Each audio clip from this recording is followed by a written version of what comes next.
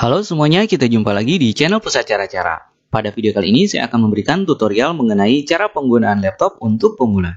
Nah, tutorial ini saya tujukan terutama bagi teman-teman yang baru mempunyai laptop atau baru pertama kali menggunakan laptop, atau bisa juga bagi teman-teman yang berencana membeli laptop tetapi masih belum begitu paham mengenai cara penggunaannya.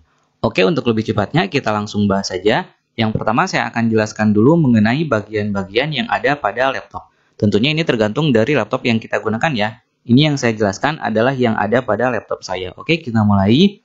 Nah, bagian yang pertama, ini namanya adalah kamera atau webcam. Biasanya ini kita gunakan kalau kita melakukan video conference seperti Zoom Meeting, kemudian Google Meet, dan lain-lain. Kemudian yang ini, yang kecil-kecil ini adalah lubang untuk mikrofon, yaitu untuk merekam suara. Kemudian ini adalah layar monitornya.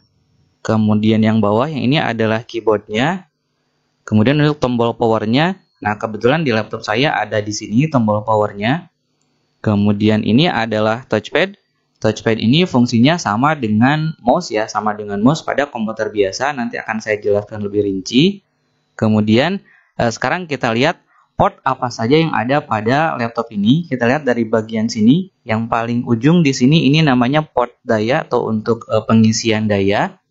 Kemudian ini kita coba masukkan saja chargernya. Nah, kemudian yang ini adalah port LAN. Port LAN ini kita gunakan untuk menghubungkan laptop kita dengan jaringan LAN yang menggunakan kabel. Nanti konektornya berbentuk seperti ini, konektor RJ45. Nah, tinggal nanti kita tancapkan ke sini, gitu ya.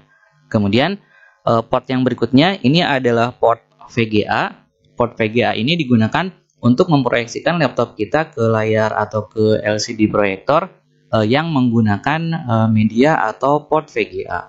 Nah, kemudian port berikutnya adalah port HDMI. Port HDMI ini hampir sama dengan port VGA, yaitu fungsinya adalah untuk memproyeksikan tampilan dari laptop kita ke LCD proyektor agar bisa dilihat di layar proyektor. Tetapi bedanya, kalau VGA hanya bisa mentransfer videonya saja atau tampilannya saja, tapi kalau HDMI bisa juga dengan mentransfer suaranya. Berikutnya ada port USB yang standar. Nah, ini bisa digunakan untuk berbagai macam alat, contoh untuk flash disk, bisa juga untuk kamera digital, bisa juga untuk keyboard, mouse, bisa juga untuk printer dan seterusnya, gitu ya. Kemudian yang ini adalah USB tipe C. Kemudian yang ini biasanya digunakan untuk pengamanan ketika laptop ini dipampang di etalase dan lain-lain, gitu ya. Kemudian kita lihat untuk bagian sebelah kanannya, yang ini adalah DVD drive, DVD RW drive untuk membaca dan menulis ke DVD. Untuk membukanya cukup tekan tombol ini, nanti terbuka seperti ini, kita tarik keluar seperti ini. Untuk memasukkannya kembali tinggal kita tekan manual. Oke, berikutnya ada lagi port USB, satu lagi di sebelah kanan di sini.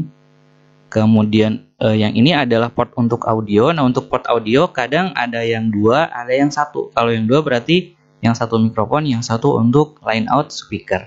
Nah, tapi di saya kebetulan hanya ada satu, jadi untuk pemilihannya dilakukan pada layar monitornya. Jadi ketika kita menancapkan konektor audio misalnya, maka nanti pada tampilan yang muncul tinggal kita pilih mikrofon. Kalau misalnya kita mau menancapkan konektor untuk speaker aktif, maka nanti di layar monitornya nanti pilih untuk speaker, gitu ya. Nah, tapi bisa juga kita membeli alat yang namanya splitter audio, jadi tinggal kita tancapkan, nanti dia keluarnya akan bercabang dua, yang satu untuk mikrofon, yang satu untuk misalnya ke speaker atau ke headset.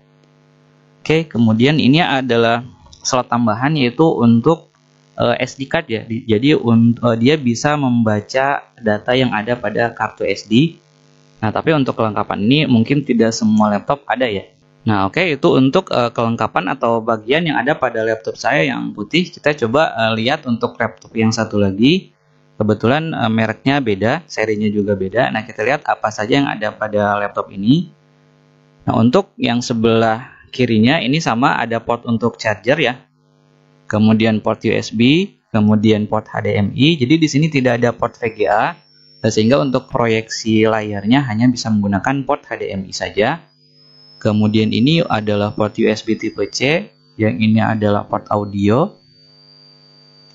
Kita lihat satunya lagi, sisi satunya lagi.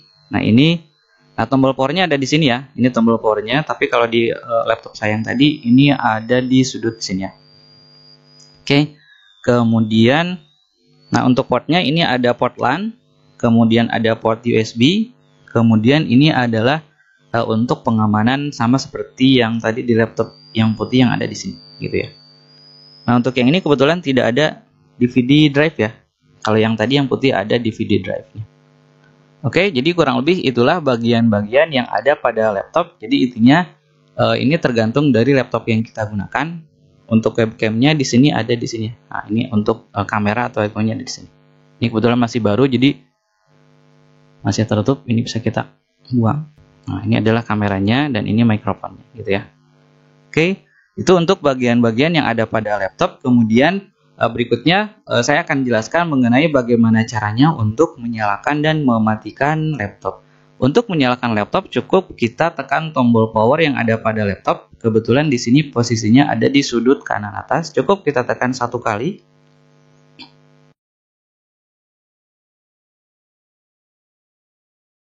Nah, kemudian tinggal kita tunggu beberapa saat sampai tampilannya muncul seperti ini. Jadi setelah kita menekan tombol power, kita tidak perlu menekan apa-apa lagi, tinggal tunggu sampai muncul tampilan seperti ini. Nah, itu untuk cara menyalakan. Kemudian untuk cara mematikan komputer, caranya adalah seperti ini. Pertama, klik tombol start. Di sini karena komputernya menggunakan Windows 10, posisinya ada di sudut kiri bawah tombol startnya. Kalau misalnya teman-teman menggunakan laptop dengan sistem operasi Windows 11, biasanya tombol startnya ada di tengah ya. Jadi klik tombol start, kemudian klik icon power. Maka nanti akan muncul 3 buah menu. Nah, yaitu menunya adalah ada sleep, ada shutdown, ada restart. Nah, untuk mematikan komputer, kita harus memilih menu shutdown. Kita coba klik shutdown. Jadi setelah kita klik start, kemudian power, kemudian shutdown, tinggal tunggu sampai komputernya mati. Nah, udah seperti itu. Jadi tidak perlu menekan tombol apa-apa lagi. Oke, itu untuk mematikan komputer. Sekarang kita coba nyalakan lagi.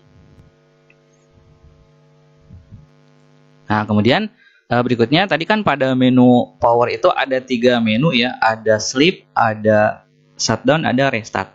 Nah, untuk restart itu berarti ketika kita menekan restart nanti si laptop akan mati, kemudian dia akan nyala kembali. Jadi menghidupkan ulang ya, jadi mematikan dan menghidupkan ulang. Sama seperti di handphone. Selanjutnya, satu lagi ada menu yang namanya sleep. Jadi menu sleep ini adalah menu atau mode tidur di mana komputer seolah-olah kita matikan padahal sebetulnya komputernya nyala ya. Jadi tujuannya adalah agar kita bisa menghemat penggunaan listrik ketika laptopnya tidak kita gunakan. Contoh misalnya kita sedang bekerja menggunakan atau membuat 5 buah file dalam file yang berbeda. Kemudian kita akan keluar sebentar beberapa menit atau beberapa jam. Tetapi kita nanti ingin agar ketika kita kembali kita tidak perlu ribet lagi untuk membuka 5 file tersebut gitu ya. Nah, maka sebaiknya kita pilih sleep. Kita coba ya. Kita coba sleep. Nah, nanti si komputer atau laptop seolah-olah akan mati gitu ya. Padahal sebetulnya ini hidup ya, tetapi dia mengkonsumsi daya yang sangat kecil. Kemudian ketika kita akan kembali menggunakan atau menyalakan laptop ini, cukup kita tekan tombol apa saja. Contoh di sini saya tekan sembarang tombol ya. Nah, nanti dia akan muncul kembali. Kalau tadi misalnya kita sedang membuka 5 buah file, maka di sini ketika kita tekan tombol sembarang barusan, maka dia akan terbuka kembali ke 5 file tersebut. Sehingga kita tidak perlu lagi ribet untuk mencari dan membuka ke 5 file tersebut, gitu ya. Nah, itu untuk cara menghidupkan, mematikan, restart, dan sleep pada laptop kita. Kemudian langkah selanjutnya saya akan jelaskan mengenai bagaimana cara mengatur atau menggunakan pengaturan user ya. Tadi pada saat kita nyalakan komputernya, teman-teman mungkin bisa lihat bahwa muncul tampilan seperti ini. Kemudian ada nama loginnya, ada fotonya, kemudian nanti kita klik sign in. Nah, ini kebetulan komputer atau laptop saya tidak di password ya. Ketika kita klik sign in akan langsung login ke sini. Nah, jika teman-teman ingin mengamankan komputernya agar tidak sembarang orang bisa menggunakan, jadi kita password. Nah, maka caranya pertama kita klik tombol start, kemudian langsung kita ketikkan control panel. Ketikan control saja juga cukup ya. Masuk ke control panel. Kemudian masuk ke user account. Kemudian masuk lagi ke user account. Nah, kemudian di sini kan nama user yang ada pada komputer saya baru 1 dan kita misalnya ingin mengganti membuat passwordnya ya. Maka caranya masuk ke manage another account, kemudian kita klik nama akun yang akan kita password. Nah, untuk mengganti nama usernya, ini kan namanya PCC. Kalau kita mau ganti, tinggal kita klik change the account name, kemudian ketikkan namanya, lalu change name. Ini tidak akan saya gunakan. Kemudian, nah sekarang ini kan ingin saya passwordnya, maka kita klik create a password. Nah, di sini kita ketikkan passwordnya, misalnya 123. Kemudian ketikkan lagi di bawah 123. Harus sama ya. Kemudian yang ini yang bawah ini bisa kita isi, bisa tidak. Ini hanya sebagai peringatan saja jika nanti pengetikan passwordnya salah. Jadi misalnya jika nanti kita login kemudian passwordnya salah, akan memunculkan peringatan misalnya password salah. Ini boleh diisi, boleh tidak ya. Kalau sudah, kita klik create password. Oke, kemudian kita tutup. Kita coba ya. Lalu kita logout start, kemudian klik logo namanya, kemudian sign out. Tampil lagi seperti ini, lalu kita klik. Nah, maka nanti untuk menggunakan komputer ini dia akan meminta password. Kalau passwordnya kita ketikkannya salah, kita enter. Nah, kita lihat tadi kan kita menambahkan hint ya, password salah, gitu ya. Jadi munculnya di sini. Oke, kita masukkan passwordnya 123, enter, dia akan masuk. Itu untuk cara memberi password. Kemudian sekarang bagaimana caranya? Misalnya jika kita ingin menghapus passwordnya, langkahnya sama, kita klik lagi start, kemudian ketikkan lagi control, masuk ke control panel, masuk lagi user account, masuk lagi user account, kemudian manage another account, kemudian klik nama akunnya. Nah, di sini kita klik change the password. Jadi untuk menghapus password atau mengganti password, kita masuk ke sini. Current passwordnya diisi dengan password yang sekarang 123. Kemudian new password dan confirm password ini kita isi dengan password yang baru. Jadi kalau kita mau ganti passwordnya, tinggal kita ketikkan password yang barunya di sini dan di sini harus sama. Tapi kalau mau menghapus passwordnya agar tidak di-password, kosongkan dua-duanya. Lalu change password. Gitu ya. Kita coba lagi. Ini kita close. Kemudian kita log out lagi. Nah, oke, kembali lagi ke sini. Kita klik. Muncul nama akunnya. Lalu kita klik sign in. Nah, jadi sekarang passwordnya sudah kita hapus lagi. Kemudian misalnya jika kita menghendaki agar komputer kita bisa digunakan oleh beberapa orang. Jadi misalnya komputer yang kita gunakan atau laptop yang kita gunakan digunakan oleh 2 orang. Jadi sebaiknya kita buat 2 akun ya. Jadi maksudnya adalah agar masing-masing punya akun tersendiri.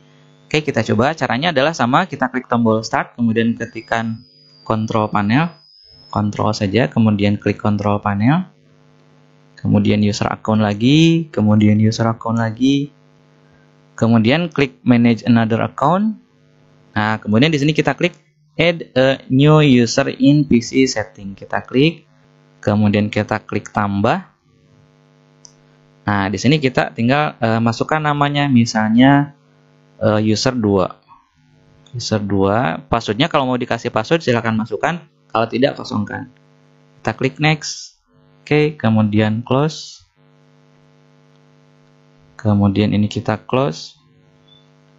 Kemudian coba kita log out lagi. Tampil lagi ini, kemudian kita klik. Nah, sekarang kita coba lihat di bagian bawah. Di sini kita bisa melihat ada user yang baru, ada PCC, ada user 2. Jadi kalau kita mau login dengan user 2, berarti kita klik yang ini user 2, lalu klik sign in.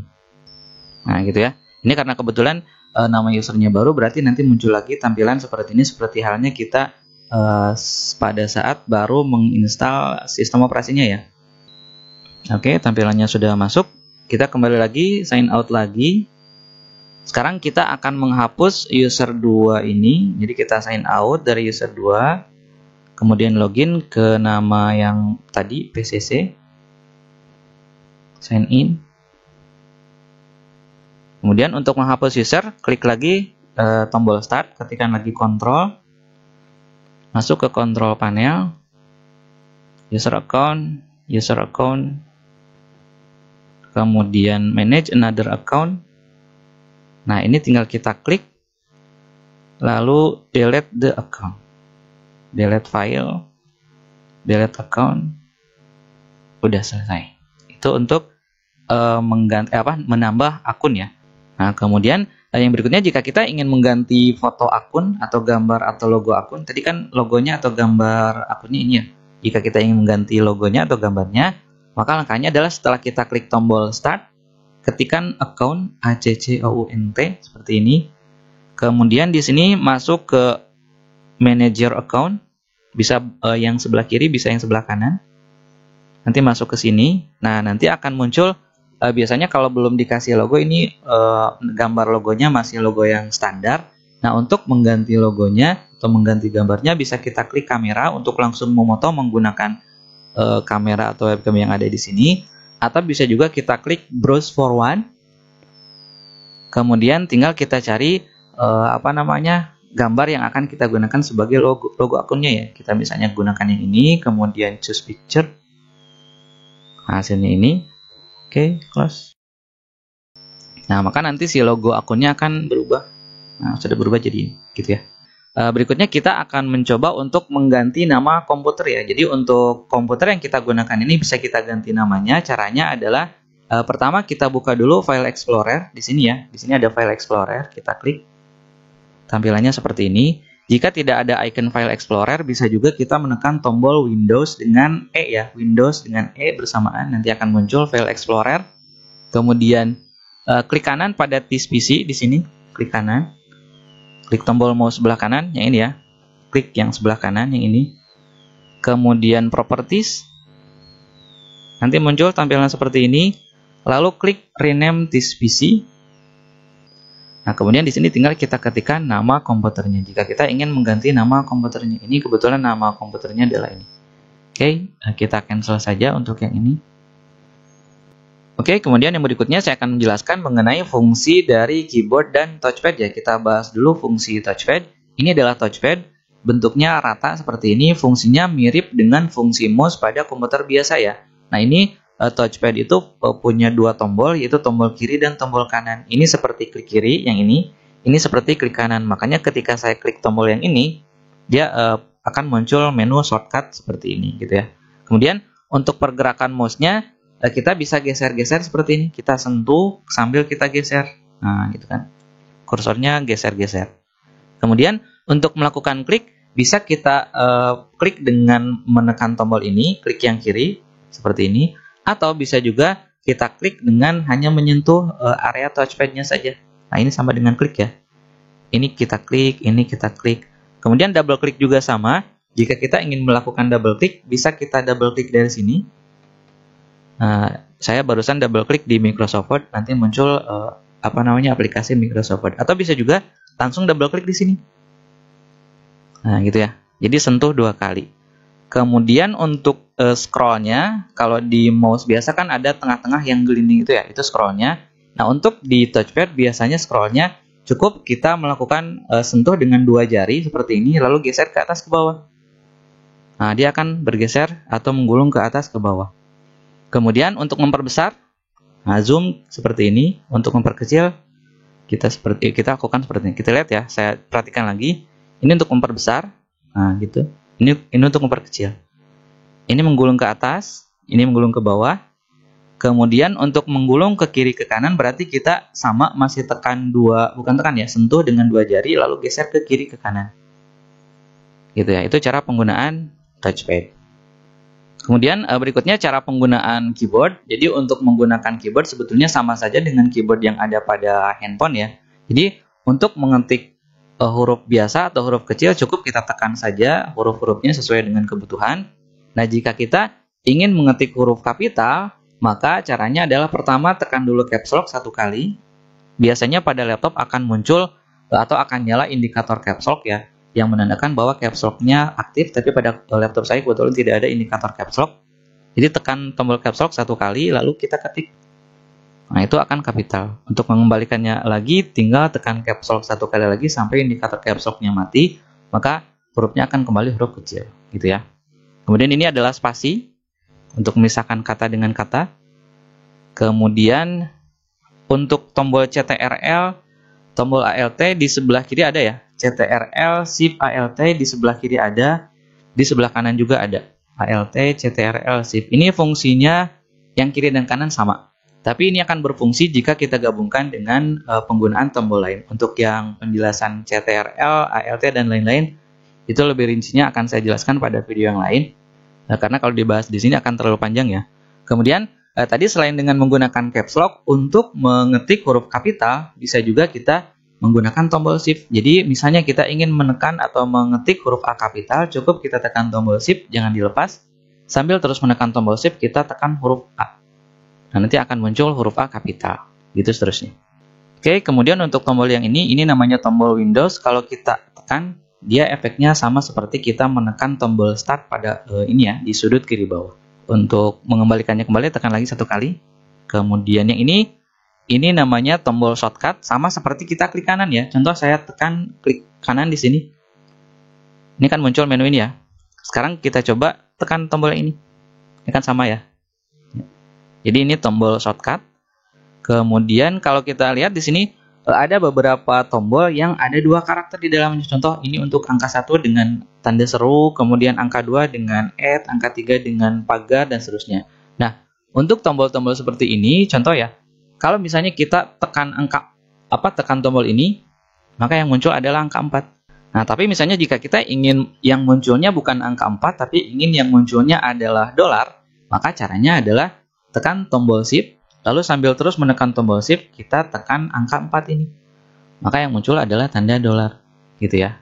Begitu seterusnya untuk tombol-tombol yang ada 2 karakter di dalam satu tombol tersebut. Kemudian tombol enter ini digunakan untuk menuju ke baris berikutnya, untuk ke baris baru, enter lagi gitu. Kemudian navigasi panah kiri kanan atas bawah untuk memindah-mindah kursor ke kanan, ke atas, ke bawah, ke kiri kanan. Kemudian di bagian atas, di sini kita lihat ada tombol ESC atau escape. Ini fungsinya hampir sama dengan cancel. Contoh di sini saya buka kotak dialog paragraf. Nah, kemudian saya tekan tombol ESC, maka nanti kotak dialognya akan hilang. Sama seperti kita melakukan atau klik tombol cancel. Kemudian di sini ada tombol F1 sampai F12. Ini fungsinya tergantung dari aplikasi yang kita gunakan. Saya tidak akan menjelaskan di sini. Karena penjelasan mengenai ini bisa teman-teman lihat pada video yang lainnya. Nah, hanya saja pada beberapa tombol fungsi ini ada karakter tambahan ya. Contoh pada F1 ada yang logonya atau ikonnya Z seperti ini. Ini adalah logo sleep. Kemudian ini logo mode pesawat. Kemudian ini logo untuk mengurangi brightness. Ini meningkatkan brightness atau menjadikan agar tampilannya lebih terang dan seterusnya. Nah, seperti ini. Nah, sebagai contoh, kita misalnya ingin memperkecil volume ya. Nah, ini kita lihat ada memperkecil volume, memperbesar volume. Caranya adalah, jadi kalau misalnya kita hanya menekan tombol ini saja, maka yang difungsikan adalah tombol F11-nya. Kalau kita ingin menggunakan fungsi yang memperkecil volumenya, maka kita harus tekan sambil menekan tombol Fn ya. Jadi, pertama kita tekan tombol Fn, jangan dilepas tombol Fn-nya. Kemudian sambil terus menekan tombol Fn, kita tekan tombol ini ya, tombol untuk mengurangi volume. Kita lihat efeknya. Nah, kita coba. Nah, maka kita lihat si volumenya akan berkurang, gitu ya. Oke, kemudian pause break sudah jarang digunakan. Kemudian untuk print screen ini digunakan untuk screenshot ya. Contoh kita akan mengambil atau melakukan screenshot tampilan ini, cukup kita tekan print screen 1 kali. Kemudian misalnya kita ingin melakukan atau menempelkan hasil screenshotnya pada layar Microsoft Word ini, maka cukup pada layar Microsoft Word ini cukup kita klik kanan lalu paste. Ini ya. Nah, maka nanti akan muncul hasil screenshotnya. Nah, atau bisa juga jika teman-teman ingin menyimpannya ke dalam bentuk file, maka setelah tadi tekan tombol print screen, lalu klik tombol start, lalu ketikkan Paint. Nah, nanti akan muncul aplikasi Paint. Kita klik, kemudian pada keyboard cukup tekan Ctrl V ya, tekan tombol CTRL, jangan dilepas, lalu sambil menekan CTRL, klik tombol V. Nanti akan muncul hasil screenshotnya di sini, lalu kita simpan, file, lalu save as, kemudian kita kasih namanya misalnya SS1. Tipe filenya bisa PNG, bisa JPG, lalu save. Nah, itu untuk cara penggunaan print screen. Kemudian berikutnya ada yang namanya tombol delete. Nah, tombol delete ini adalah untuk menghapus karakter ke sebelah kanan. Kita lihat ya, kursornya ada di sini. Kemudian kalau saya tekan tombol delete, maka yang dihapus adalah huruf-huruf yang ada di sebelah kanan kursor. Nah, kita lihat ya. Nah, gitu. Kemudian misalnya kursornya ada di sini. Nah, ini ada lagi satu tombol untuk menghapus, yaitu backspace. Nah, kalau tadi delete yang dihapus adalah yang di sebelah kanan dari kursor. Tapi kalau backspace yang dihapus adalah yang di sebelah kanan kursor. Nah, maka nanti hasilnya seperti itu. Gitu ya. Oke, kemudian, nah ini untuk home, kemudian page up, page down. Nah, untuk tombol home digunakan untuk kembali ke awal baris. Saya tekan tombol home, nah dia akan kembali ke awal baris. Lalu untuk pasangannya adalah N. N ini untuk menuju ke akhir baris. Nah, kita lihat kursornya menuju ke akhir baris. Kemudian page up ini untuk menggulung ke atas. Page down untuk menggulung ke bawah. Ini page up, ini page down. Gitu ya. Oke, kurang lebih seperti itu untuk fungsi tombol keyboard dan fungsi touchpad ya.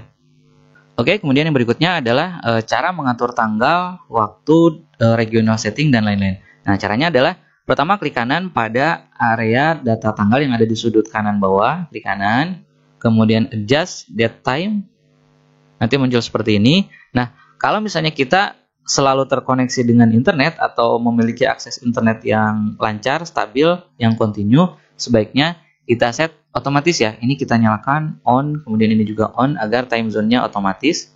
Nah, tetapi kalau misalnya kita tidak punya koneksi internet, maka kita bisa off-kan settingan ini. Kemudian kita atur penanggalannya secara manual. Klik tombol change, lalu tinggal kita tentukan sekarang tanggal berapa, bulan apa, kemudian tahun berapa, kemudian jamnya jam berapa kalau sudah change, gitu ya. Kemudian, nah untuk pengaturan time zone-nya, nah time zone untuk Indonesia ada di UTC plus 7 atau GMT plus 7. Biasanya namanya Bangkok, Hanoi, Jakarta. Nah, untuk di komputer saya karena kebetulan saya memiliki akses internet, saya nyalakan saja on dua-duanya. Ini saya koneksikan dulu dengan internet ya. Nah, untuk mengkoneksikan komputer kita atau laptop kita dengan internet dari WiFi atau akses jaringan hotspot, cukup kita klik icon ini yang gambar bola dunia. Kemudian pilih jaringan atau titik aksesnya.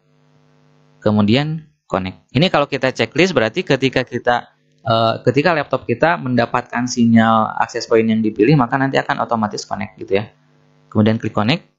Ini karena kebetulan passwordnya sudah saya ketikkan sebelumnya, maka dia akan langsung connect.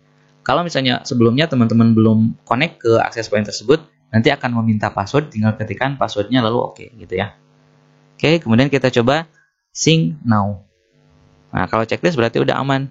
Jadi sekarang waktunya adalah jam 13:03 hari Sabtu 13 Agustus 2022.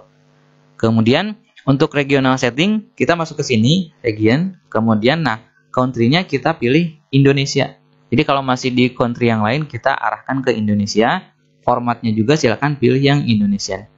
Nah, jika regional setting yang kita pilih adalah Indonesia dan country-nya adalah Indonesia, nanti pada bagian tanggal di sini atau date-nya ketika kita arahkan, dia akan muncul data tanggalnya adalah sesuai dengan tanggal Indonesia, Sabtu 13 Agustus 2022. Kalau tadi kita pilihnya Inggris atau US dan seterusnya, maka nanti muncul data tanggalnya berdasarkan format data tanggal yang bersangkutan. Inggris misalnya, bahasa juga bahasa Inggris gitu. Kemudian pada aplikasi, contoh pada aplikasi Excel, ketika kita melakukan format accounting misalnya, ini kan ada angka misalnya 10.000.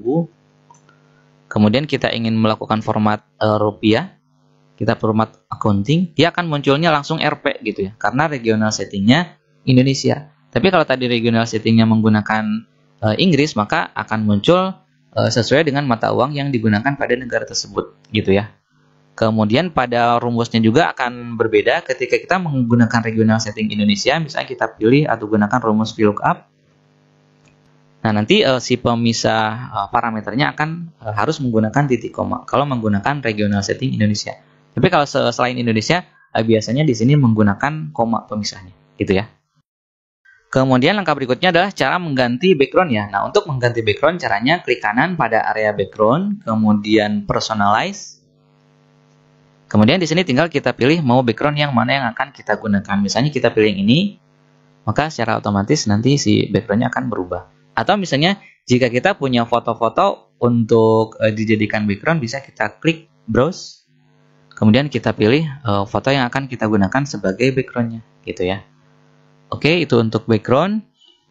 Kemudian yang berikutnya adalah mengatur resolusi. Nah, untuk mengatur resolusi, caranya klik kanan lagi pada area desktop, kemudian display setting. Kemudian kita pilih, nah ini ya, scale and layout. Di sini kita pilih 100% saja. Kemudian nah untuk resolusinya ada di sini. Nah, saya sarankan untuk memilih resolusi yang ada tulisan recommended-nya agar resolusi yang digunakan menyesuaikan dengan kapasitas atau kemampuan maksimum dari layar monitornya, gitu ya.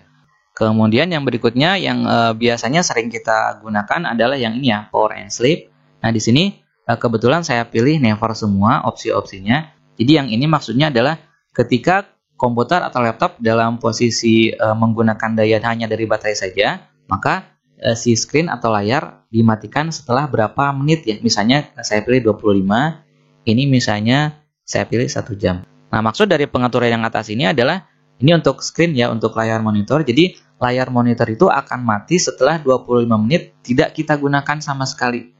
Yang 25 menit ini adalah ketika komputer atau laptopnya hanya menggunakan daya dari baterai saja, jadi tidak sambil dicas. Nah, tapi kalau misalnya laptopnya sambil dicas, maka layar monitor akan dimatikan setelah 1 jam tidak ada aktivitas apa-apa, gitu ya. Kemudian yang ini adalah untuk sleep. Sleep tadi sudah saya jelaskan pada bagian pada bagian awal. Nah, misalnya saya atur dengan settingan ini. Nah, ini maksudnya adalah komputer akan melakukan sleep jika setelah 30 menit komputer ini tidak dipakai. Nah, ini berlaku jika komputer atau laptop tidak sambil dicas, jadi hanya menggunakan baterai saja. Tapi jika komputer atau laptopnya dalam keadaan dicas, dia akan melakukan sleep setelah 1 jam tidak dipakai. Nah, itu maksudnya ya. Tapi di sini saya menggunakan never saja karena biasanya komputer saya selalu saya gunakan. Dan setelah selesai digunakan, saya matikan, gitu ya. Jadi ini saya never saja, tapi silakan teman-teman sesuaikan dengan kebutuhan. Oke, ini saya close. Oke, kemudian yang berikutnya adalah jika pada laptop teman-teman memiliki aplikasi atau fitur untuk penghematan baterai. Contoh di sini saya menggunakan laptop Asus ya. Di sini punya aplikasi yang namanya Asus Battery Health Charging. Kita coba buka. Nah, di sini ada pilihan untuk full capacity mode, ada balance mode, ada maximum lifespan mode. Jadi kalau kita pilih yang full, maksudnya adalah baterai ini akan terus dicas sebelum sampai 100%. Jadi kalau sudah 100% baru chargernya dinonaktifkan. Kemudian kalau balance mode, ini aktivitas pengecasan akan berhenti ketika baterai mencapai 80%. Dan kalau yang ini, aktivitas pengecasan baterai akan dihentikan setelah kapasitasnya terisi 60%, gitu ya. Nah, maksud dari pengaturan ini adalah untuk menghemat umur baterai ya. Jadi kalau kita pilih yang ini, biasanya umur baterainya bisa lebih pendek. Tapi kalau pilih yang ini, umur baterainya bisa lebih panjang. Karena baterai akan dihentikan proses pengecasannya sebelum dia full, gitu ya. Ini untuk sebagai tambahan saja, jadi tidak semua laptop memiliki fasilitas atau fitur ini. Oke, kemudian yang berikutnya adalah bagaimana caranya untuk mengetahui spesifikasi dari laptop kita. Pertama caranya adalah klik tombol start, lalu langsung ketikkan DXDiag seperti ini, kemudian enter saja langsung. Nah, nanti muncul tampilan seperti ini. Kalau ada pertanyaan dulu sebelumnya bisa klik yes atau no. Biasanya saya klik no. Nah, nanti di sini teman-teman bisa lihat sistem operasi apa yang digunakan oleh laptopnya. Di sini kebetulan saya gunakan Windows 10, kemudian nah ini CPU-nya yang ini, Core i5 atau i5, kemudian RAM-nya yang ini. Jadi prosesor, memori bisa terdeteksi di sini. Ini model komputernya atau model laptopnya. Kemudian untuk mengetahui kapasitas harddisknya, kita bisa lakukan dengan cara seperti ini. Kita klik tombol start, lalu ketikkan saja management. Nah, komputer management nanti akan muncul ya. Klik komputer management. Nah, kemudian untuk bagian harddisk adanya pada menu ini, disk management. Nah, di sini teman-teman bisa lihat bahwa kapasitas harddisk yang saya gunakan adalah di sini terdeteksinya 931,5 GB. Padahal sebetulnya kapasitasnya adalah 1 TB. Kenapa bisa terdeteksinya jadi lebih kecil? Nah, untuk alasannya bisa teman-teman lihat pada link video tutorial di atas. Jadi, kita bisa tahu harddisknya berapa GB atau berapa terabyte, kemudian prosesornya menggunakan prosesor apa, RAM-nya berapa, kemudian sistem operasinya apa, bisa kita gunakan atau bisa kita ketahui dengan cara yang barusan. Kemudian yang berikutnya adalah teman-teman harus mengetahui juga cara melakukan manajemen file pada laptop ya. Nah, caranya adalah pertama kita buka File Explorer yang ini ikonnya. Jika tidak muncul, cukup tekan tombol Windows dengan E. Nah, seperti ini adalah File Explorer. Saya maximize saja. Nah, di sini kita bisa lihat pada bagian disk PC.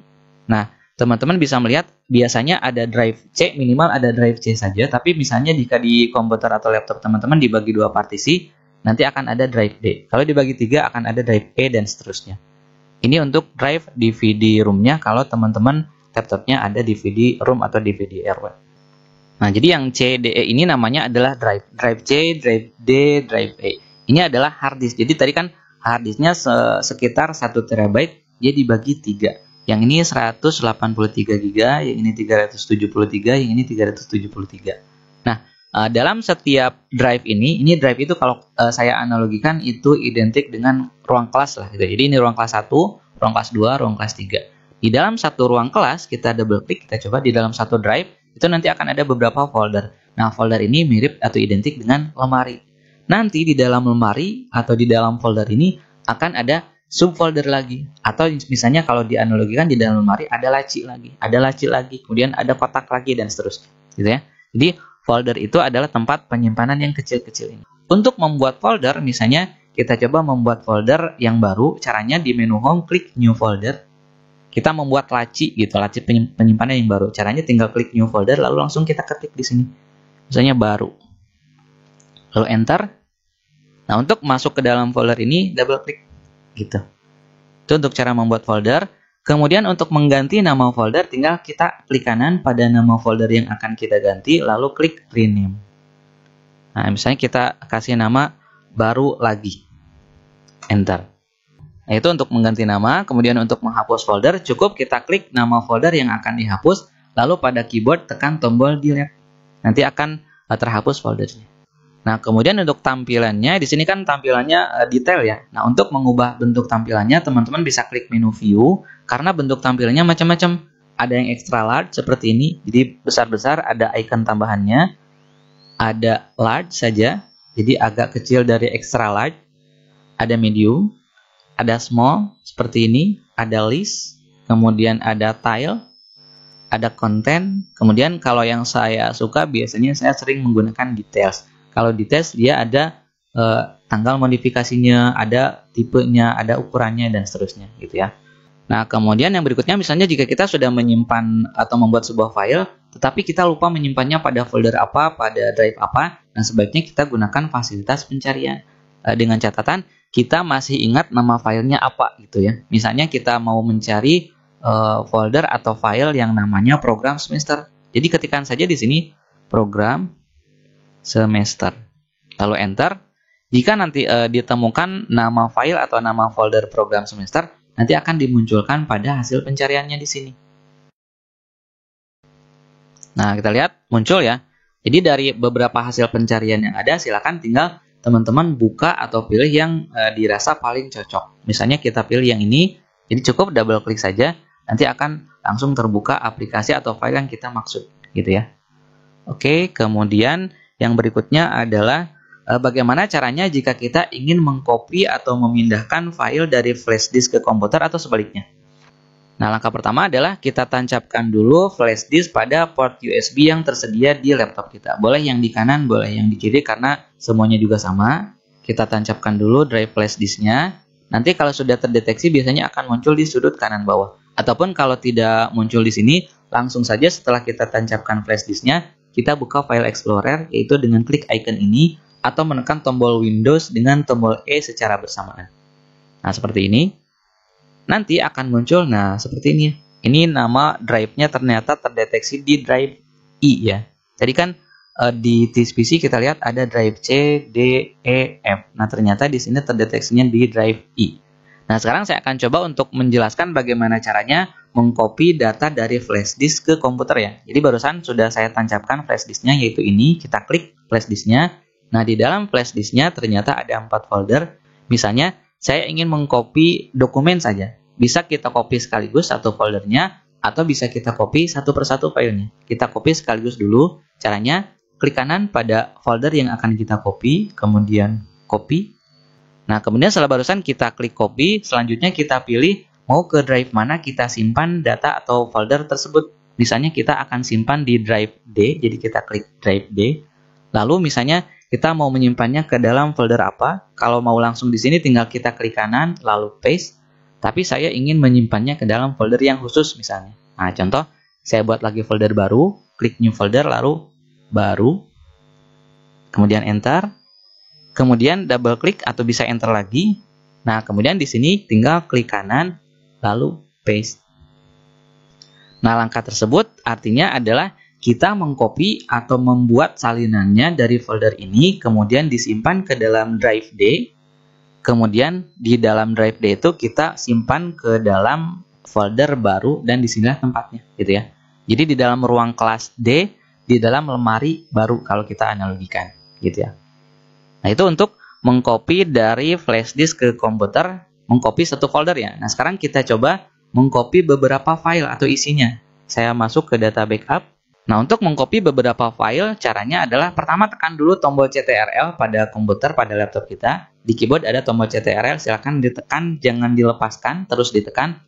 Lalu sambil terus menekan tombol CTRL, kita pilih filenya satu persatu. Misalnya yang ini kita klik, lalu yang ini, lalu yang ini, sambil terus menekan CTRL ya, lalu yang ini. Jadi akan mengcopy 4 buah objek ya, ada 2 folder dan 2 file. Nah, setelah semua file dan foldernya kita pilih, kemudian lepaskan dulu tombol CTRL-nya, lalu klik kanan pada salah satu file atau folder yang diblok, lalu copy. Kemudian sama seperti tadi, tempatkan, tentukan lokasinya, masukkan lagi ke D misalnya, masukkan lagi ke baru. Kemudian di sini kita buat lagi folder baru. Kita klik new folder. Nah, di sini misalnya backup. Enter. Enter lagi untuk masuk ke folder, lalu klik kanan, paste. Nah, dengan cara seperti itu, maka nanti folder atau file yang tadi kita copy dari flash disk itu akan tersimpan ke sini. Ini tinggal kita tunggu sampai proses pengkopiannya selesai. Ini terlalu banyak ya, berarti saya cancel saja. Nah, itu untuk cara mengcopy dari flash disk ke komputer. Nah, sekarang bagaimana caranya kita ingin mengcopy dari komputer ke flash disk. Contoh misalnya pada komputer saya di drive D. Nah, misalnya punya video tutorial yang ini, cara cepat membuat daftar pustaka. Ini saya ingin kopikan ke flash disk ya. Nah, maka caranya tinggal klik kanan pada file tersebut, lalu copy, lalu masuk ke flash disk. Flash disk kan terdeteksinya di drive yang ini. Kemudian boleh kita langsung klik kanan di sini, lalu paste. Nah, seperti ini. Berarti nanti si file yang barusan kita copy akan langsung tersimpan di luar di sini. Kalau kita ingin mengkopinya ke dalam sebuah folder yang baru, maka kita klik dulu new folder. Nah, misalnya ini video baru misalnya. Nama foldernya video baru, lalu enter. Kemudian masuk ke dalam folder video baru. Nah, ini yang barusan yang hasil kopiannya sudah masuk. Nah, kita double klik.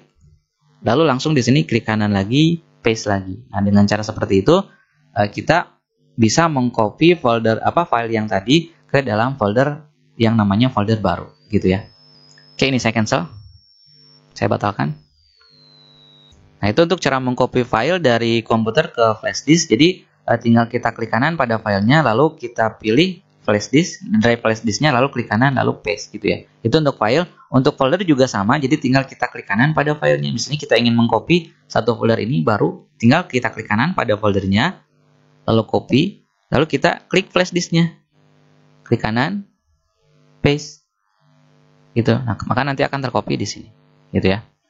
Nah, kemudian sekarang bagaimana caranya jika kita ingin memindahkan data dari folder ke folder, gitu ya. Kalau tadi kan mengcopy, kalau mengcopy berarti file yang aslinya ada, file yang baru juga ada.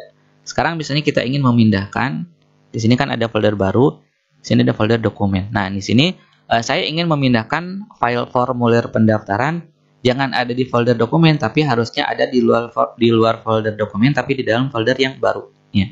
Caranya adalah klik kanan pada file yang akan kita pindahkan, kemudian cut, kemudian masuk ke folder yang akan kita gunakan untuk menyimpan, lalu klik kanan, lalu paste. Nah, maka yang ada di folder dokumen, formulir pendaftaran yang tadi akan hilang, karena sudah kita pindahkan ke sini. Jadi, diambil dulu dari folder dokumen, lalu kita tempatkan di sini. Jadi cut itu semacam mengambil paste itu menempelkan. Kalau copy berarti menggandakan. Copy itu menggandakan dulu, lalu kalau paste-nya adalah menempelkan atau menyimpannya di mana. Nah, kemudian kalau misalnya tadi kita ingin mengcopy semua data pada flash disk ke komputer, nah ini kan datanya banyak. Caranya adalah cukup tekan CTRL dengan A pada keyboard, tekan CTRL, jangan dilepas, lalu tekan A. Nah, maka nanti akan terpilih semuanya. Lalu klik kanan pada area atau pada salah satu file yang diblok, lalu copy. Nah, lalu tinggal kita paste-nya di mana? Misalnya di D lagi, di folder baru, lalu di sini tinggal kita klik kanan, paste, gitu ya. Pokoknya pasangannya copy dengan paste atau cut dengan paste. Nah, kemudian setelah kita selesai mengcopy data dari flash disk ke komputer atau sebaliknya dari komputer ke flash disk, langkah berikutnya adalah sebelum kita mencabut flash disknya, kita tutup dulu semua layar yang muncul. Apalagi jika ada file dari flash disk yang masih terbuka, kita tutup dulu semua aplikasinya. Ini kita tutup. Nah, kemudian langkah berikutnya adalah kita cari icon flash disk. Kalau tidak muncul di sini, klik pada tanda panahnya di sini. Lalu kita cari icon ini. Safely remove hardware, kita klik. Kemudian kita klik yang ini, eject trans memory. Nah, kalau sudah hilang icon flash disknya, maka sekarang bisa kita cabut flash disknya. Kemudian langkah berikutnya adalah, nah misalnya teman-teman ingin memunculkan ikon aplikasi ke area desktop. Contoh di sini saya hapus dulu. Ini saya sortir dulu berdasarkan itemnya. Nah, di sini misalnya teman-teman ingin memunculkan icon Microsoft Word di area desktop. Nah, caranya adalah pertama klik tombol Start, lalu ketikkan nama aplikasinya, misalnya Word saja ketikkan. Nah, nanti kan akan muncul. Di sini kebetulan Microsoft Word yang saya install ada Microsoft Word yang versi 365, ada yang Word 2010. Misalnya saya ingin menampilkan yang Word 2010 saja. Kita klik tanda panahnya. Nah, kemudian kita klik kanan di sini, klik kanan. Nah, kemudian pada menu ini kita klik Open File Location. Nanti diarahkan ke File Explorer lagi. Lalu di sini tinggal kita klik kanan. Ini kan Microsoft Word ya. Klik kanan, send to desktop. Coba kita minimize. Nah, kita lihat hasilnya adalah ini. Ikonnya sudah muncul. Kemudian Excel juga sama. Boleh kita klik tombol Start, lalu ketikkan Excel. Nah, misalnya kita ingin menampilkan aplikasi Excel yang versi 365. Klik kanan di sini. Open File Location. Nah, ini berarti klik kanan lagi di sini. Send to, lalu desktop. Ini kita tutup, hasilnya adalah ini, gitu ya. Itu untuk cara menampilkan icon aplikasi ke layar desktop. Nah, jika teman-teman menggunakan sistem operasi Windows 11, kalau tidak salah biasanya caranya seperti ini. Jadi, klik dulu tombol Start, kemudian ketikkan nama aplikasinya, misalnya PowerPoint, lalu klik kanan pada nama aplikasinya. Nah, kalau ternyata misalnya muncul menunya berbeda dengan ini, coba teman-teman langsung klik saja, biasanya di bagian bawah ada Show More Option atau Show More Menu atau Show More saja, kita klik yang itu, nanti cari Open File Location, atau kadang ada yang langsung bisa muncul menu Send to ya. Jadi kalau misalnya ada menu Send to, langsung menu Send to lalu pilih desktop gitu ya. Nah, kemudian tadi saya lupa tidak menjelaskan, pada bagian setiap aplikasi atau jendela di sini teman-teman bisa lihat ada 3 tombol. Nah, ada tombol yang ini, yang ini, yang ini. Ini namanya tombol minimize. Fungsinya kalau kita klik ini berarti dia akan menjadi kecil tampilan layarnya. Nah, jadi kecil dia masuk ke sini. Jadi masuk ke area taskbar namanya. Kalau kita klik muncul lagi. Kalau kita klik yang ini dia hilang lagi. Tapi tidak tertutup ya. Beda dengan kalau kita klik yang ini. Kalau kita klik yang ini berarti ini kita tutup aplikasi File Explorer. Nah, ini kita tutup. Kalau tadi kita minimize. Kemudian yang satu lagi yang tengah. Nah, ini dia bergantian atau toggle. Ketika posisinya setengah seperti ini, tombolnya berubah jadi tombol maximize. Kalau kita klik dia akan memperbesar seperti ini. Nah, kalau sudah posisi maximize, tombolnya berubah jadi ini. Ini namanya tombol restore. Kalau kita klik, dia akan kembali ke seolah-olah setengah layar, gitu ya. Kemudian untuk membuka aplikasi-aplikasi yang lain, jika tidak ada pada icon ini, misalnya kan kita ingin membuka Google Chrome, ya tinggal buka kalau ada icon aplikasinya di sini. Nah, kalau misalnya tidak muncul, nah kita bisa membuka aplikasinya melalui Start menu. Jadi klik tombol Start, langsung ketikkan misalnya Chrome. Nah, langsung kita klik di sini. Atau bisa juga setelah kita klik tombol Start, nah lalu tinggal kita cari satu persatu ke bawah. Kita cari scroll ke bawah, bisa dengan touchpad, bisa juga dengan menggeser ini. Nah, ini ya. Tadi kan sudah saya jelaskan mengenai cara penggunaan touchpad untuk menggulung layar ke atas atau ke bawah. Itu dengan menyentuh 2 jari ke area touchpad kemudian digeser, gitu ya. Oke, kemudian berikutnya adalah cara mengkoneksikan komputer kita dengan internet. Sebetulnya tadi sudah saya jelaskan. Ini saya contohkan lagi, saya disconnect saja dulu. Nah, jadi untuk mengkoneksikan komputer dengan internet, pada khususnya jaringan Wi-Fi atau wireless, cukup kita klik pada logo bola dunia yang ini. Kita klik, kemudian pilih jalur akses yang akan kita gunakan. Pilih nama hotspotnya, kemudian klik connect. Ketika kita klik connect, nanti akan muncul kotak dialog untuk memasukkan password jika memang akses poinnya atau jalur aksesnya di password. Ketikkan passwordnya lalu connect. Untuk memutuskan, tinggal kita klik lagi. Ini kan icon ini berarti sudah connect. Icon yang tadi berarti yang kalau masih bola dunia berarti belum connect. Tapi kalau yang sudah munculnya seperti ini berarti udah connect. Nah, untuk memutuskan, tinggal kita klik pada status koneksi yang sudah terhubung, lalu kita klik disconnect. Nah, jadi kalau muncul ikonnya seperti ini berarti tidak connect ke internet. Kemudian langkah selanjutnya, setelah kita menghubungkan komputer kita ke internet, misalnya kita ingin membuka halaman internet, misalnya kita ingin membuka halaman YouTube misalnya, maka caranya adalah kita klik atau kita buka aplikasi web browser, bisa Google Chrome. Ini Google Chrome tampilannya seperti ini. Bisa Mozilla Firefox. Nah, ini tampilan dari Mozilla Firefox.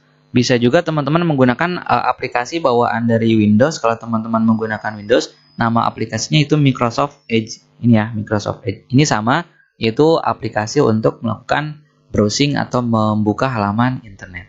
Oke, saya contohkan dengan menggunakan Google Chrome saja. Nah, misalnya kita ingin membuka halaman YouTube ya, maka caranya tempatkan kursor mouse-nya di sini, lalu ketikkan www.youtube.com, enter, nanti muncul tampilannya YouTube seperti ini. Kemudian misalnya kita ingin membuka halaman yang lain, kita klik tombol plus di sini. Misalnya kita buka Facebook, berarti www.facebook.com, enter, munculnya seperti ini. Atau misalnya kita ingin mencari artikel di internet atau berita di internet, maka caranya klik tombol plus lagi. Nah, di sini boleh kita langsung ketikkan di address bar atau bisa juga kita ketikkannya di sini. Misalnya kita ingin mencari cara membuat daftar isi otomatis misalnya. Lalu enter. Nah, maka nanti akan muncul berbagai macam link yang berkaitan dengan cara membuat daftar isi otomatis. Ada video tutorial, ada tutorial dalam bentuk teks atau halaman web dan seterusnya, gitu ya. Nah, kemudian kalau sudah selesai membuka halaman internetnya, untuk menutup kembali cukup kita klik tombol close yang ini. Dan kalau ingin diputuskan koneksi internetnya, tinggal kita klik pada icon ini, lalu disconnect, gitu ya. Nah, kemudian yang berikutnya adalah bagaimana caranya untuk membuka atau memutar lagu atau video di laptop kita. Nah, caranya adalah pertama kita buka dulu File Explorer, kita buka di sini. Boleh dengan Windows E atau dengan klik icon File Explorer. Kemudian tinggal kita cari file video atau lagu yang akan kita putar. Contoh di sini saya ambil saja dari data yang ada di flash disk. Nah, kita lihat ini isi datanya. Nah, ini kan video ya. Nah, untuk memutar video bisa kita langsung double klik di videonya. Biasanya nanti akan langsung muncul pemutar video. Nah, tampilannya seperti ini. Oke, saya tutup lagi. Nah, atau bisa juga kita membuka file videonya dengan cara seperti ini ya. Kita klik kanan pada file videonya, lalu open with. Nah, kemudian tinggal kita pilih, misalnya di sini yang standar kita pakai Windows Media Player saja. Nah, nanti tampilan seperti ini. Ini untuk suaranya di sini. Untuk lagu juga sama, yaitu caranya adalah tinggal kita cari lagunya, lalu klik kanan pada lagu yang akan kita putar, lalu open with, lalu pilih Windows Media Player. Kalau misalnya di teman-teman ada Winamp, pilih saja Winamp, sehingga nanti akan diputarnya menggunakan Winamp. Kemudian untuk mengatur besar kecilnya volume suara yang ada pada laptop kita bisa klik pada icon volume yang ada di sini ya. Kita klik. Nah, kemudian tinggal kita geser-geser. Ini untuk memperkecil, ini untuk memperbesar. Nah, kemudian jika kita ingin menghilangkan atau menonaktifkan suara dari komputer kita, cukup kita klik icon ini ya. Nah, maka nanti akan muncul simbol silang yang menandakan bahwa suaranya tidak akan diputar atau tidak akan keluar dari laptop kita. Untuk mengembalikannya tinggal klik satu kali lagi. Nah, kemudian yang berikutnya adalah bagaimana caranya jika kita ingin melakukan presentasi dari laptop kita, di mana kita ingin tampilan laptop kita muncul ke layar atau LCD proyektor ya. Nah, maka caranya adalah pertama, laptop kita silakan tinggal kita hubungkan dengan salah satu port, bisa menggunakan port VGA atau bisa menggunakan port HDMI, tergantung dari proyektor yang kita gunakan apakah supportnya yang VGA atau HDMI. Kalau support yang HDMI sebaiknya kita gunakan yang HDMI. Nah, jadi nanti tinggal kita tancapkan kabel HDMI-nya ke sini, ke port HDMI, lalu ujung kabel HDMI yang satu lagi kita tancapkan ke proyektornya. Nah, kemudian setelah laptop kita hubungkan ke LCD proyektornya, langkah berikutnya adalah kita tinggal aktifkan atau proyeksikan dengan menekan tombol proyektor ini nih. Nah, ini. Kebetulan di laptop saya ikonnya bersatu dengan tombol F8. Jadi, untuk mengaktifkan menu ini, mengaktifkan proyeksi layarnya, caranya adalah tekan tombol Fn, jangan dilepas tombol Fn-nya terus ditekan. Sambil terus menekan tombol Fn, kita tekan tombol ini yang ada gambar atau icon ini. Nah, maka nanti akan muncul menunya di sebelah kanan, lalu kita pilih duplicate. Setelah itu nanti akan muncul tampilan layar laptop kita ke layar LCD proyektor yang sudah kita hubungkan. Nah, kemudian yang terakhir adalah bagaimana caranya untuk menghadapi jika sewaktu-waktu laptop kita mengalami hang ya. Jadi hang itu adalah kondisi di mana laptop kita itu nyala. Nah, jadi kita bisa melihat tampilannya, tetapi kita tidak bisa ngapa-ngapain. Kita klik dimanapun nggak ngefek apa-apa, bahkan kadang kursornya tidak gerak. Kemudian keyboard juga tidak bisa berfungsi. Nah, jika kita mengalami situasi seperti itu, yang pertama harus kita coba alternatif atau solusinya adalah teman-teman silakan pada keyboard tekan tombol CTRL, ALT terus tekan ya. Jadi CTRL ditekan, ALT juga ditekan, jangan dilepas. Lalu sambil menekan CTRL dan ALT kita tekan tombol delete. Cukup satu kali atau mungkin beberapa kali. Nah, kemudian tunggu sampai muncul tampilan seperti ini. Lalu kita masuk ke Task Manager. Nah, kemudian setelah nanti muncul Task Manager, teman-teman tinggal cari apakah ada satu atau beberapa aplikasi yang statusnya not responding. Jika ketemu aplikasi yang status di sini not responding, tinggal kita klik, lalu klik End Task. Itu seterusnya. Nah, tapi misalnya jika setelah kita tekan CTRL, ALT, dan delete bersamaan, ini tidak muncul apa-apa, tidak ngefek apa-apa, maka terpaksa kalau seperti itu, kita harus mematikan laptopnya secara paksa, yaitu dengan cara terus menekan tombol power sampai laptopnya mati. Jadi tombol powernya jangan ditekan cuma satu kali, tapi terus ditekan sampai komputernya mati. Setelah itu baru kita tekan lagi tombol power untuk menyalakan kembali komputernya. Itu cara tersebut dilakukan jika kita sudah terpaksa tidak bisa menggunakan cara lain lagi, gitu ya. Oke, saya rasa cukup untuk pembahasan kali ini. Mudah-mudahan apa yang sudah saya sampaikan bisa bermanfaat untuk teman-teman semuanya. Terima kasih telah menonton video ini dan sampai jumpa lagi di channel Pusat Cara-Cara pada video yang lain. Terima kasih.